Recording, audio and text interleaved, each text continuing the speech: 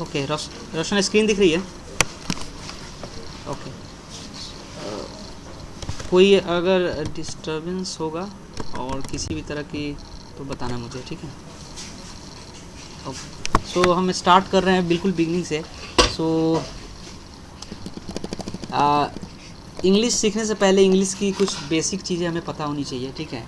और इंग्लिश की बेसिक चीज़ें जैसे उसका ओरिजिन कैसे हुआ है, इंग्लिश कितनी वाइडली स्पोकन लैंग्वेज है और कहाँ से बनी हुई है, तो इसके बारे में थोड़ा बहुत अगर ओवरव्यू ले लें तो ज़्यादा सही रहेगा, ठीक है? क्योंकि बेसिक कॉन्सेप्ट भी क्लियर होना बहुत ज़रूरी है किसी भी लैंग्वेज को सीखने के पहले, ठीक है?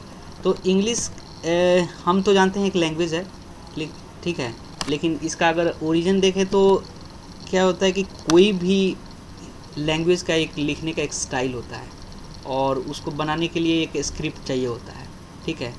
और उसी तरह इंग्लिश का भी एक स्क्रिप्ट है जिसका एक नाम है, ठीक है? जैसे यहाँ पे एक डेफिनेशन लिखा हुआ है, what is a script? The style to write any language is called a script and it has its name, ठीक है? इसका एक खुद का नाम होता है। जैसे उदाहरण के तौर पे बात करें तो अगर एजुकेशन वर्ड है एक, ठीक है, अगर इसको कहीं लिखा जाता है इंग्लिश में तो कैसा दिखता? ये ऐसा दिखता है एजुकेशन, और वही हिंदी में लिखते तो ऐसा दिखता शिक्षा, उर्दू में ऐसा, और चाइनीज़ में कुछ ऐसा दिखता, राइट? तो इसके सारे का एक स्क्रिप्ट है जो ये डिसाइड करता है कि उसका स्टाइल क्या होगा लिखने का, कैसे उसका फॉर्मेट क्या होना चाहिए। तो इसी तरह इंग्लिश का जो स्क्रिप्ट का नाम है वो है रोमन, और हिंदी का स्क्रिप्ट का नाम जो है वो है देवनागरी, उर्दू का पार्शियन, और चाइनीज़ का हंजी। तो ये स्क्रिप्ट नेम है, जहाँ पे अगर कहीं सुनने को मिले कि रोमन क्या है, तो रोमन इंग्लिश का जो लैंग्वेज लिखा गया है वो इस रोमन स्क्रिप्ट से लिखा गया है, ठीक है? अब बात करते हैं कि रोमन के जो स्क्रिप्ट हैं उसमें 26 लेटर्स हैं इंग्लिश के अल्फ़ाबेट में। कभी कभी ये क्वेश्चन आता है और लोग बहुत ही जल्दी क्विकली आंसर दे देते हैं कि अल्फ़ाबेट 26 है, जो कि गलत है। अल्फ़ाबेट एक ही होता है, 26 लेटर्स होते हैं, और वो सारे लेटर्स यहाँ पे जो कि हम पहले से जानते हैं ABCD से लेकर XYZ तक, ठीक है? इसमें 5 जो होते हैं वो वावेल्स के वर्ड होते हैं और 21 जो होता है कॉन्सोनेंट के होते हैं, ठीक है? तो ये जो एक एक लेटर हैं और जब ये आपस में जुड़ते हैं तो एक वर्ड बनाते हैं, ठीक है? और वर्ड हमें किसी भी लैंग्वेज सीखने का एक प्राइमरी स्टेप है। तो हमें वर्ड ही तो सीखना है, वर्ड को जितना ज़्यादा हम सीखेंगे उतना ही उसको इस्तेमाल कर पाएंगे लैंग्वेज में। तो हमें लेटर पता चल गया, वर्ड पता चल गया, उसका स्ट्रक्चर हम दे देंगे तो वही हो जाती है हमारी लैंग्वेज कि किस तरीके से हमें बोलना है। समझ में आ रहा है? ईजी है? हाँ, ठीक है। तो यही है कि लेटर से कई सारे लेटर बन के वर्ड बनते हैं, और कई सारे वर्ड बन के क्या बनते हैं? स्पीच बनते हैं। अभी उस पर हम आएंगे। अब जैसे ये स्क्रीन पे क्या दिख रहा है? ओके, वॉच, ये तो इंग्लिश में खैर हम जानते हैं इसलिए बोल दिया। अगर इंग्लिश का वर्ड हमें नहीं पता होता तो कुछ ऐसा बोल रहे होते, घड़ी, राइट? तो अगर मान लीजिए कि अगर हमें ये वर्ड हमें पता नहीं होता, अगर मुझे किसी से पूछना होता कि क्या टाइम हो रहा है, तो क्या हम कुछ कैसे बोलते हैं? What is the time in your घड़ी? क्योंकि हमें वर्ड पता नहीं होता अभी, राइट? तो समझ में आता है लेकिन थोड़ा वियर्ड लगता है और ये अजीब लगता है बिल्कुल। अब कोई एक अंग्रेज़ आके अब भोजपुरी बोले तो कैसा लगेगा? थोड़ा सुनने में अजीब लगेगा, राइट? तो मतलब एक क्या होता है कि जिस लैंग्वेज में हम बोल रहे हैं उस लैंग्वेज का प्रॉपर वर्ड का नॉलेज होना और उसका यूज़ करना हमें आना चाहिए, ठीक है? तो इसीलिए हमें वर्ड सीखने की ज़रूरत है ताकि हम ऐसे वियर्ड स्पीकिंग ना करें। हमें करेक्ट वर्ड का सिलेक्शन हो करेक्ट सिचुएशन को बोलने के लिए। अगर यहाँ पे बोलना है, मुझे पूछना है कि क्या घड़ी में टाइम हो रहा है, तो मैं पूछूंगा what is the time in your घड़ी, ठीक है? तो इस तरह से तो अब क्वेश्चन ये आता है कि टोटल कितने इंग्लिश लैंग्वेज में वर्ड्स हैं, ठीक है? तो अगर अभी शुरू से लेकर जब से इंग्लिश की शुरुआत हुई और आज तक की बात करें तो 10 लाख वर्ड यूज हो चुके हैं इंग्लिश में, ठीक है? 10 लाख वर्ड यूज होने का मतलब क्या है कि ये सारे वर्ड अभी भी एग्जिस्ट नहीं करते हैं। कुछ वर्ड आउटडेटेड हो गए जिसको अब अभी यूज नहीं करते हैं, और कुछ वर्ड अभी यूज होते हैं। तो अभी अगर बात करें करंट वर्ड का, तो ऑक्सफोर्ड इंग्लिश डिक्शनरी के हिसाब से टोटल जो वर्ड अभी यूज होते हैं वो है 1,71,476, यहाँ पे जो आंकड़ा है, ठीक है? ये इतने टोटल वर्ड आज के डेट में यूज़ हो रहे हैं। ये वर्ड के नंबर्स जो हैं वो घटते बढ़ते रहते हैं। जिस तरह से हम कपड़े वो पहनते हैं जो ट्रेंड में होते हैं और पुराने कपड़े को छोड़ देते हैं पहनना, उसी तरह इंग्लिश के भी वर्ड होते हैं जो नए में जो यूज़ हो रहे होंगे उसको हम ज़्यादा यूज़ करते हैं और पुराने जो वर्ड हो जाते हैं उसको हम छोड़ देते हैं। तो मैंने जैसे बताया कि 10 लाख वर्ड यूज़ हो चुके हैं, बट इसमें से जो अभी करंट में यूज़ है वो है 1,71,476। ये भी हाँ, ये as per Oxford English dictionary के माध्यम से। तो ये वर्ड घटते बढ़ते रहते हैं। अब क्वेश्चन ये आता है कि क्या हमें पूरे वर्ड सीखने हैं 1,71,476? तो इसका आंसर ये है कि नहीं, हमें पूरे वर्ड तो नहीं सीखने हैं। एक आम इंसान की बात करें तो अपने पूरी लाइफ में जो वर्ड यूज़ करने के लिए जो सीखता है वो अराउंड 20 to 30,000 तक वर्ड वो अपने लाइफ में सीखता है, और उसी से वो अपना पूरा लाइफ में अपनी कम्युनिकेशन कर पाता है। ठीक है, तो अब ये नेक्स्ट क्वेश्चन ये है, क्या 20 to 30,000 वर्ड सीखना आसान है? ऐसे तो अगर बोला जाए कि एक पेज का वर्ड याद रखने के लिए तो शायद आज याद होगा, कल भूल जाएंगे, राइट। लेकिन हम उसको एक स्ट्रक्चर वे में सीखें, जैसे हम कैसे कहीं पे जाते हैं तो कुछ चीज़ें देखते हैं तो वहाँ के नाम से वो चीज़ें याद हो जाती है कि हाँ यहाँ पे ये चीज़ें होती है। तो उसी तरह हम किसी चीज़ को स्ट्रक्चर वे में सीखें तो बहुत जल्दी से याद हो जाती है। तो वहाँ पे एक रोल आता है पार्ट्स ऑफ स्पीच का। ये क्या रोल प्ले करता है? ये वर्ड को सीखने में मदद करता है। कैसे, वो हम अगले स्लाइड में देखते हैं। ठीक है, पार्ट्स ऑफ स्पीच पहले जानते हैं कि क्या होता है। ठीक है, पार्ट्स ऑफ स्पीच को समझने के लिए सबसे बड़ा ये पिक्चर से हम सबसे आसानी से समझ पाएंगे। तो अभी स्क्रीन पे क्या दिख रहा है?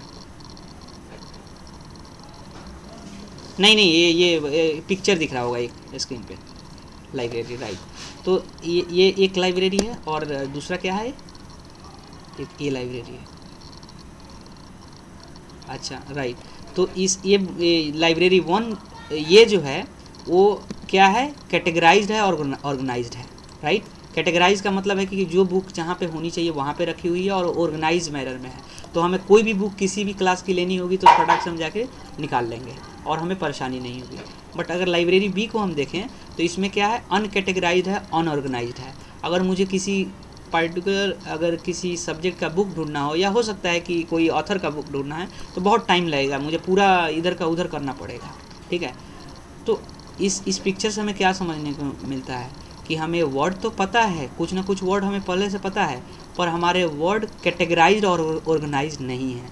इसका क्या मतलब है कि हम वर्ड तो जानते हैं लेकिन हमें पता नहीं कि उसका करेक्ट यूज़ क्या होगा। ठीक है, एक वर्ड बहुत सारे पार्ट्स ऑफ स्पीच के पार्ट होते हैं। जैसे कि अगर हम थोड़ा बहुत अगर जानते हैं तो उसके माध्यम से हम समझ सकते हैं कि एक वर्ड क्या होता है कि वर्ब भी होता है, एक वर्ड नाउन भी होता है, एक वर्ड एडजेक्टिव भी होता है। ठीक है, एक ही वर्ड अलग अलग तरीके के रूप होते हैं। उसको थोड़ा और ज़्यादा डिटेल में जानेंगे। पहले हम ये समझ लेते हैं कि ये लाइब्रेरी 1 हमें बनना है, लाइब्रेरी बी अभी हम हैं कि हमारे वर्ड तो पता है कुछ पहले से, या हो सकता है कि कम भी है। तो लाइब्रेरी 1 की तरह हम ऑर्गेनाइज्ड और कैटेगराइज बनाएंगे और अच्छे अच्छे वर्ड इसमें डालेंगे और ज़्यादा। ठीक है, एवरी वर्ड यू स्पीक और right belongs two parts of speech, correct. जितने भी हम सारे वर्ड हम बोलते हैं, जितने भी इंग्लिश के वर्ड हम बोलते हैं, वो सारे पार्ट्स ऑफ स्पीच से ही बिलोंग करते हैं। तो क्या हमें ये अच्छा नहीं होगा कि हम उसके एक एक वर्ड के बारे में जाने कि वो कौन सा कैटेगरी से बिलोंग करता है? तभी तो हम उसका प्रॉपर यूज़ कर पाएंगे, राइट। तो यू नो द वर्ड, जैसे कि मैंने बताया कि वर्ड पता है but those words are uncategorized and organized. उसको हमें ऑर्गेनाइज करना है, और वो कैसे करेंगे? हम पार्ट्स ऑफ स्पीच से करेंगे। जैसे कि ये पार्ट्स ऑफ स्पीच एक वर्ड से ही एक पता चल रहा है कि ये स्पीच का एक पार्ट है। मतलब क्या है कि जैसे हम बोल रहे हैं, ये स्पीच क्या होती है कि हम कुछ देर तक किसी चीज़ पे हम कम्युनिकेशन कर रहे हैं, अपना प्रेजेंटेशन दे रहे हैं। तो अगर हम उस किसी टॉपिक पे, तो हम उसको हम डिवाइड करें तो हमें क्या मिलेगा? एक एक सेंटेंस मिलेगा। अगर उसको डिवाइड करेंगे तो क्या मिलेगा? एक वर्ड मिलेगा, राइट। तो वर्ड जो है वो सारे वर्ड पार्ट्स ऑफ स्पीच एक कैटेगरी है जिसमें 8 ऐसे मान लो कि 8 डिवीज़न कर देंगे हम इसमें। ठीक है, और 8 डिवीज़न में समझो कि ये बॉक्स है, कोई बॉक्स है, इसमें सारे ये वर्ड कुछ इस बॉक्स से बिलोंग कर रहा है, ये वर्ड कुछ इस बॉक्स से बिलोंग कर रहा है, राइट। तो किसी ना किसी कैटेगरी के से वर्ड बिलोंग करते हैं और इसीलिए हम बोलते हैं parts of speech. Collection of words in a different category, अगर सिंपल में इसको याद रखनी है तो। Collection of word, of course speech में कितनी बहुत सारे वर्ड होती है, पर वो डिफरेंट पार्ट्स ऑफ स्पीच से बिलोंग करते हैं। तो ये है बेसिक पार्ट्स ऑफ स्पीच का। तो इसलिए हमें सीखना ज़रूरी है पार्ट्स ऑफ स्पीच, और बिना पार्ट्स ऑफ स्पीच का हमारा जो वर्ड का नॉलेज है वो इस लाइब्रेरी बी की तरह है। ठीक है, अब बात करते हैं पार्ट्स ऑफ स्पीच होता क्या है और कितने होते हैं। ठीक है, ये तो बात कर लिए कि होता क्या है और कितने होते हैं। तो ये स्क्रीन पे अभी आ रहा होगा। पार्ट्स ऑफ स्पीच होते हैं 8। ठीक है, noun, pronoun, adjective, verb, adverb, conjunction, interjection and preposition. ठीक है, ये 8 कैटेगरी हैं। ये सारे वर्ड इसी पार्ट्स ऑफ स्पीच से बिलोंग करते हैं। एक आर्टिकल है जिसको कभी कभी कुछ ग्रामर के जो एक्सपर्ट हैं उनका मानना था कि ये पार्ट्स ऑफ स्पीच की कैटेगरी से बिलोंग भी करता है और नहीं भी करता है। तो आर्टिकल को हम अलग से लेके चलते हैं, क्योंकि ये आर्टिकल के 3 जो वर्ड हमने अगर कभी देखा होगा तो ए, एन और दी होता है, राइट। तो ये भी तो कहीं ना कहीं से बिलोंग करेंगे ना वर्ड, तो राइट। तो ये किसी और का नहीं है, आर्टिकल का पार्ट है। तो इसलिए मेरा मतलब खुद का ऑब्जर्वेशन है कि ये भी तो एक पार्ट्स ऑफ स्पीच का पार्ट ही है, बट कहीं कहीं ग्रामर में नहीं दिखेगा, वो अलग से दिखता है। तो अब जो ग्रामर का जो यूनिवर्सल रूल है उसी को हम याद रखते हैं कि 8 पार्ट्स ऑफ स्पीच होते हैं जो कि यहाँ पे लिखे हुए हैं। अब एक एक के बारे में हमें जानना है, तभी तो वर्ड के बारे में हम जान पाएंगे कि वर्ड, जैसे यहाँ पे एक सेंटेंस लिखा हुआ है, Ramesh is going to the Patna to the office. ठीक है, ये सेंटेंस है, Ramesh is going to the office. अब मैं अगर बात करूँ तो एक एक वर्ड का मैं इसमें उसका कैटेगरी डिफाइन कर सकता हूँ, क्योंकि मुझे ये चीज़ पता है कि रमेश एक नाउन है, इज़ एक हेल्पिंग वर्ब है, लेकिन वर्ब है तो वर्ब भी, गोइंग भी वर्ब है, टू एक प्रीपोजिशन है, द एक आर्टिकल है, ऑफिस एक नाउन है। तो इस तरह से हम एक एक वर्ड को हम उसे डिफाइन कर सकते हैं कि किस पार्ट्स ऑफ स्पीच से बिलोंग करता है। ठीक है, रिमेंबर याद करने वाली बात है, a word can be part of more than one category of parts of speech. इसका मतलब ये है, सिंपल से एग्जांपल ये ध्यान में रखना है, कभी भी भूलना नहीं है कि जैसे कि एक मेरा नाम पीयूष है, मैं अगर एक पीयूष की बात करूं तो ये बहुत सारे अलग अलग जगह पे इसका एक आइडेंटिटी है वो चेंज हो जाता है। जैसे मैं अपने आप को पीयूष बताता हूँ, लेकिन जब मैं ऑफिस में जाता हूँ मैं एक वर्कर हो जाता हूँ। अगर घर पे होता हूँ तो मैं एक बेटा हो जाता हूँ, किसी का हो सकता है, किसी का भाई भी हो जाता हूँ। ठीक है, मैं दोस्तों के साथ में होता हूँ, लोगों के साथ में, तो दोस्त का रिलेशन मेरा हो जाता है। तो इस तरह से मैं हूँ एक, लेकिन मेरी एग्जिस्टेंस बहुत अलग अलग है, मतलब अलग अलग जगह पे। तो इससे मतलब क्या है यहाँ पे, इससे मतलब ये है कि एक वर्ड जो है वो बहुत सारे पार्ट्स ऑफ स्पीच के, बहुत सारे का मतलब है कि 2-3 कैटेगरी का हो सकता है। फॉर एग्जांपल यहाँ पे एक बात करें, एक स्माइल वर्ड है। ठीक है, तो स्माइल वर्ड में क्या है कि यू स्माइल एवरी डे। यहाँ पे स्माइल किस तरह काम कर रहा है, एक वर्ब की तरह काम कर रहा है। आई लाइक हिज स्माइल, किसकी स्माइल, हिज स्माइल। यहाँ पे हिज क्या काम कर रहा है, एडजेक्टिव की तरह काम कर रहा है, राइट। और फिर यही स्माइल एक नाउन की तरह भी काम करने लग जाता है। क्या यहाँ पे सेंटेंस है, keep a smile on your face. ठीक है, इसका मतलब है मुस्कुराहट। ठीक है, कोई ज्वाइन किया है, एक मिनट में देखना। ठीक है, तो गरिमा ने ज्वाइन किया हुआ है। गरिमा, अच्छा कोई बात नहीं, हम रिवाइज कर रहे हैं बैकअप क्लास के तौर पे, तो इसमें अब तुम क्विकली ग्रैस्प कर सकते हो, पहले से तुमने क्लास लिया हुआ है। ठीक है, तो एक वर्ड कैसे डिफरेंट पार्ट्स ऑफ स्पीच के कैटेगरी के हो सकते हैं, रोशन समझ में आ रहा है ना। ठीक है, एक लर्न वर्ड है, तो लर्न एक वर्ब भी है। वर्ब क्या है, एक्शन दिखा रहा है, आई लर्न इंग्लिश। ठीक है, अगर देखूँ तो this is a learning book, यहाँ पे लर्निंग क्या दिखा रहा है, इस बुक की क्वालिटी बता रहा है, ये किस तरह की बुक है, तो लर्निंग बुक है, तो ये एडजेक्टिव की तरह यहाँ पे काम कर रहा है। Learning is a good habit, यहाँ पे लर्निंग क्या बन गया, एक नाउन बन गया। लर्निंग मतलब कि सीखना एक आदत, मतलब सीखना एक अच्छी आदत है, तो यहाँ पे लर्निंग एक हैबिट बन गया। तो वर्ड तो एक लर्न था, लेकिन अलग अलग पार्ट्स ऑफ स्पीच के कैटेगरी से जुड़ गया कि नहीं, एक वर्ब बन गया, एडजेक्टिव बन गया, नाउन हो गया। तो इसलिए मैंने यहाँ पे कुछ हाईलाइट किए थे कि ये जो चेंज होने वाले जो फॉर्म है ना, वो इसी में से होते हैं। नाउन होता है, एडजेक्टिव होता है, वर्ब होता है और एडवर्ब होता है। एडवर्ब भी लेकर चलना। ये 4 कैटेगरी जो है ना, ये इसको हम ओपन एंडेड रखते हैं। ये इसमें वेरिएशन आती रहती है, चेंज आते रहते हैं। ठीक है, वर्ड का मतलब हो सकता है कि एक ही वर्ड एडजेक्टिव भी है, एडवर्ब भी बन रहा है, और नाउन भी बन जा रहा है, और वर्ब भी बन जा रहा है। तो ऐसी वेरिएशन आती रहेगी। ठीक है, आगे बढ़ें। अभी तक सही है, बिल्कुल ध्यान से सुनने है और बहुत लाइटली समझना है, क्योंकि ये चीज़ें लॉन्ग टाइम याद रहनी चाहिए। कॉन्सेप्ट है, बहुत बेसिक कॉन्सेप्ट है। So from now onwards know the words category along with the meaning. मतलब क्या है, अब हमें ये नहीं पता चलेगा वर्ड के बारे में कि ये वर्ड कौन से पार्ट्स ऑफ स्पीच से बिलोंग करता है, तो मैं करेक्ट कैसे यूज़ कर पाऊंगा सेंटेंस में। अगर मैंने ये नहीं पता होता कि यहाँ पे नाउन के पहले जो लगा हुआ वर्ड हो ये एडजेक्टिव की तरह काम कर रहा है, तो मैं कैसे किसी को मीनिंग समझा पाता कि दिस इज़ क्या है, this is a learning book. तो हमें अब आगे से क्या करना है कि जो भी हम वर्ड सीख रहे हैं उसकी मीनिंग मतलब जो मीनिंग सीख रहे हैं उसके साथ साथ उसका कैटेगरी भी हम जानने की कोशिश करेंगे। हम जब भी कोई वर्ड मीनिंग सर्च करते हो तो वहाँ पे लिखा होता है ये नाउन है या एडजेक्टिव है, एडवर्ब है, कौन से पार्ट्स ऑफ स्पीच से बिलोंग करता है।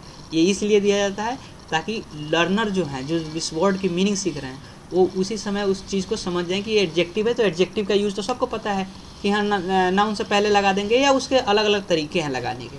तो हमें तो रूल पता है, पर वर्ड का एग्जैक्ट यूसेज हमें पता होना चाहिए कि किस फॉर्म में कहाँ पे यूज होगा। तो आई होप कि क्लियर होगा अभी तक। ठीक है, अब थोड़ी सी कुछ फैक्ट्स के बारे में जान लेते हैं। अगर बात करें हिस्ट्री ऑफ इंग्लिश लैंग्वेज की, तो English is third most spoken language in the world and prevalent due to its flexibility and openness to adept words from other language. इसका मतलब ये है कि हम सोचते हैं कि इंग्लिश इतना पॉपुलर क्यों है, वर्ल्ड वाइड क्यों इतना प्रिवलेंट रहा है, यानी कि काफ़ी दिनों तक क्यों प्रचलित रहा है, ये चीज़ें अभी भी चल रही है, काफ़ी लोग इसको महत्व भी देते हैं। तो इंग्लिश इसलिए प्रचलित है क्योंकि इसने क्या किया है कि दूसरे लैंग्वेजेस से वर्ड लिए हुए हैं और इसने काफ़ी एक ओपननेस दिखाई है। ये नहीं किया है कि नहीं मैं तुम्हारा वर्ड नहीं लूँगा, तुम हिंदी के लैंग्वेज का वर्ड मैं इंग्लिश में नहीं लूँगा। अगर खुद बात करें इंग्लिश की, तो इंग्लिश की खुद की कोई वर्ड नहीं थी। इंग्लिश ने सब दूसरे लैंग्वेज से, दूसरे भाषा से वर्ड ली हुई है। जैसे यहाँ पे कुछ रेशियो दी गई है, यहाँ पे जैसे फ्रांस से इन्होंने 29% वर्ड लिए हैं, लैटिन से जो कि सबसे पहला लैंग्वेज है वो 29% इन्होंने लिया हुआ है। ठीक है, अगर बात करें जर्मनिक लैंग्वेज की, तो उससे इन्होंने 26% लिया हुआ है। हिंदी से भी इन्होंने लिया हुआ है, हिंदी का लिखा ना अननोन इन अदर, बहुत सारे लैंग्वेजेस से इन्होंने वर्ड लिए हुए हैं। ठीक है, हिंदी का कुछ वर्ड है, जैसे बैंगल है, चूड़ी की बात करते हैं तो बैंगल है, बैंगलो है। ठीक है, दीवान एक वर्ड मैंने सुना था रिसेंटली। संस्कृत से बात करें तो देखो एक गुरु वर्ड जो है इन्होंने इंग्लिश का वर्ड ये हो चुका है अभी। ठीक है, सर्च करोगे तो दिखाएगा, वहाँ पे गूगल पे देखते हैं ना जहाँ पे वर्ड ओरिजिन दिखाता है, वहाँ पे देखना ये सब ओरिजिन दिखाता है कि कहाँ से वर्ड बना हुआ है। जंगल ये सब ये संस्कृत का वर्ड है, कर्मा संस्कृत का वर्ड है, लेकिन ये इंग्लिश में भी यूज़ हो रहा है। तो इंग्लिश का क्या ओरिजिन है कि इन्होंने दूसरे लैंग्वेजेस से इन्होंने वर्ड लिए हुए हैं और अपने आप को बहुत ज़्यादा बेहतर करने की कोशिश की है। अगर बात करें स्पोकन की, तो जैसे यहाँ पे मैंने पहले बताया कि थर्ड मोस्ट स्पोकन लैंग्वेज है। ऑफकोर्स ये पहला है चाइनीज़ लैंग्वेज है, जो कि 11% पॉपुलेशन ऑफ द वर्ल्ड, नहीं 11% का मतलब है कि yes 11% of population, yes world के जो 11% पॉपुलेशन है वो बोलती हैं चाइनीज़ लैंग्वेज। स्पेनिश 5.9%, इंग्लिश की बात करें तो 4.9%, ये थर्ड नंबर पे है। और जिस भाषा में अभी मैं बात कर रहा हूँ वो भाषा है हिंदी। तो हिंदी कितनी है, 4th नंबर पे है, वो 4.4% लोग बोलते हैं। इसके बाद बंगाली आता है 5th नंबर पे। ठीक है, तो ये है कुछ फैक्ट्स जो हमें जाननी चाहिए लैंग्वेज सीखने से पहले। ठीक है, अब बात करेंगे सीधे टॉपिक पे। ठीक है, तो टॉपिक पे जाने से पहले मैं इस वीडियो को यहीं ख़त्म करूँगा, इस रिकॉर्डिंग को, ताकि मैं एक सेशन इसको डिफरेंट देख पाऊँ। राइट, तो इसको स्टॉप करता हूँ रिकॉर्डिंग।